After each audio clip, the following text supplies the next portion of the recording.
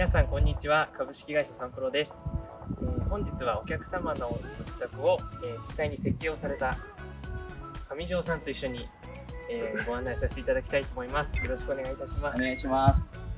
今回お客様車2台所有ということで2台分のカーポートが欲しいなという中でプラスアルファ来客用として車1台、止めたいというところで、一応こちらがご来客用の駐車スペースになるんですけども、自分たち用とお客様用との印象を分けたいというところで、コンクリートの単純な打ちっぱなしと、こちらはコンクリートの中に含まれている石をあえて表面に浮き出させるという手法を取りまして、ちょっと印象の違いというのを出したアプローチになっています。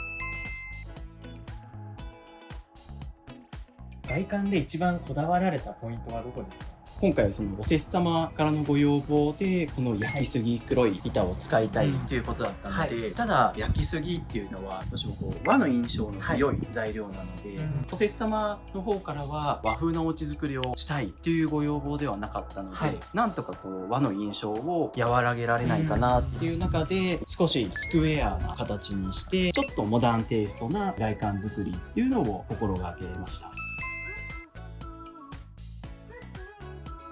道路沿いから、玄関がこう見えないように、プライバシーというところも考慮して、横入りの玄関スペースっていうような形をご提案させていただきました。今回玄関横にシューズインクローゼット、お客様が靴を脱ぐ場所と自分たちが脱ぐ場所を分けております。基本的にはここで靴を脱いで、そのまま LDK の方に行くという形の家族動線というものに今回なっております。小さなこだわりではあるんですけども、ちょうど靴を履いた正面ですね、こちらの壁にスタイリッシュなちょっとスッキリとする形で鏡を設置しまして、非常におしゃれなお施主様なのでトータルコーディネートを確認してから今日も元気に出かけようというようなことができたらなということで、こんな鏡の設置をしております。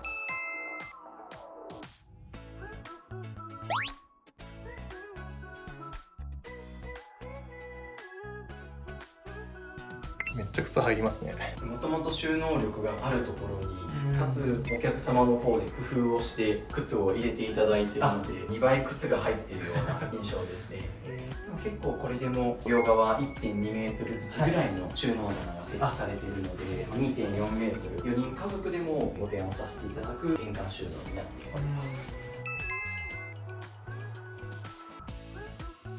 玄関を入ると上が吹き抜けになってるんですね。そうですね。今回は北側道路の北側にある玄関ということで、どうしても日当たり面としてマイナスになりやすい立地でしたので、あえて吹き抜けを設けることで東側からの日差しっていうのも玄関ホールに取り込みたいなということでご提案をさせていただきました。玄関から開放感がありますよね。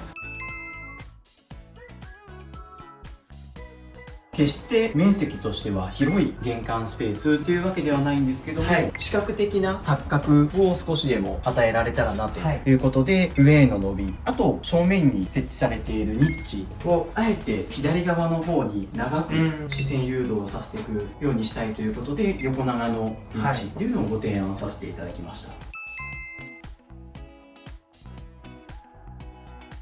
では、リビングの方をご案内させていただきます。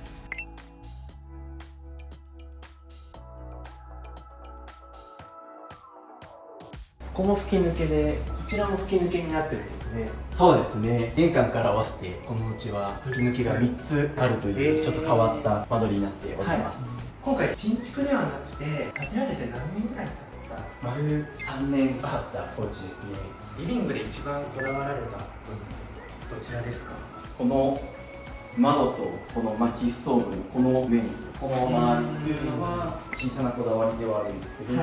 随所にこだわりの地になっております。で今回こういう薪ストーブを入れているんですけども、普段薪ストーブを設置するときには周りにレンガをよく見ます置いていくんですけども、どうしてもレンガをここに置いていったときにはそのレンガの色が強すぎてしまってアクセント、インテリアとして強すぎるなと、なるべくそれをこう軽減したい、でも火には強い作り方をしたいというところで、ここの壁、周りの壁と比べると少し出っ張るような形で壁を作ってます。で基本的にはこの壁の中を空洞にしまして、はい熱が壁の中に伝わりにくいように、そうすることで空間はすっきりさせつつ、このセレクトされた薪ストーブをこの空間の中に入させることができるかなというところで、こういったご提案をさせていただきました。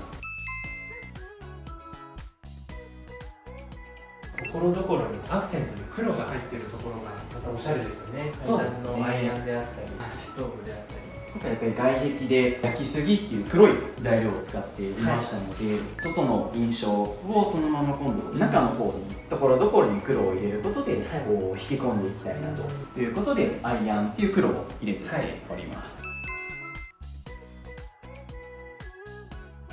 キッチンの方なんですけれども、あまり見かけないんですけれども、はい、カウンターになってるんですね。そうですね、今回はあえてダイニングテーブルを設置せず、キッチンカウンターっていう形でご飯を食べる形式のご提案というのをさせていただきました。ご主人もお仕事からこう帰ってくる時間も比較的遅いということで、みんなで一緒になってご飯を食べるっていうタイミングがほとんどないというところで、そのためのこう4人掛けのダイニングテーブルを置いてしまうと、意外とこの通路のスペースがこう窮屈に感じちゃうかなということで、ここの広がりもカウンターキッチンにすることで得られるんじゃないかなということで、こういった形のダイニングになっております。照明も何かこだわりがあるんですかね。そうですね、少しこう凹凸感のあるガラスになっていて、で上は一部こう金属というところで、ちょっとこう、レトロといいますか、っていうのがすごいこの空間にはマッチするかなと思っております。キッチン収納に関しても全てサンプロの方でこう作ってる造作という形で、お客様と高さ幅どのぐらいの収納にしますかっていうのをお打ち合わせさせていただいて、キッチンの統一感がすごいありますよね、カウンターから。そうですね。あれ、上条さんすいません、ちょっと僕発見してしまったんですけれども、エアコンがこんなところに。そうですね、実はこんなところにエアコンが隠れてるんです。めくれないんですけれども、下から見ていただくと分かると思うんですけど、これは何かこだわりがあってなんですかね。そうですね、今回薪ストーブを設置してたんですけども、それではできないこう冷房をエアコンの方で補ってもらうということで、エアコンを1台こう設置する必要があったんですけども、このこだわった LDK の中にバスッとエアコンが入ってきてしまうと、ちょっと空間が崩れてしまうなということで、エアコンを主張させないためにもこだわって作った造作のカップボードの中に埋め込まさせていただきました。キッチンの奥の方行きますか。なんかご要望とかあったんでしたっけ、お師様からキッチンの周りで。基本的には家事動線を短くしてほしい、で少しでもこう生活が楽にできるようにっていうのが一番だと思いますので、このうちもキッチンの奥に隠し扉がございまして、あれ、本当ですね。ちょっと何か扉が見えてきたんですけれども、開けてもよろしいですか。こちらを開けると、先ほどの玄関ホールの方につながっている形ですね。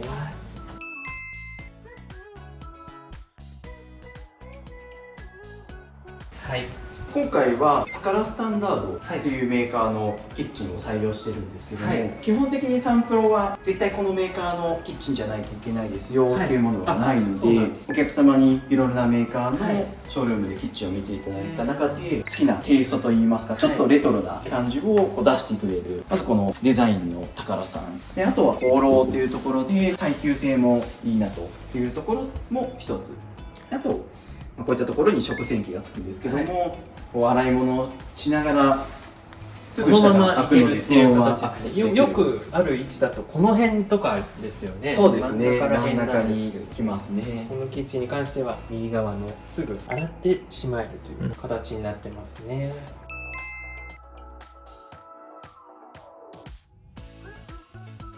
いわゆるこうパントリーっていう空間になるんですけども、このお家の方はゴミ箱一つとってもこうレトロな雰囲気でインテリア合わせていただく。されていますね。そうですね。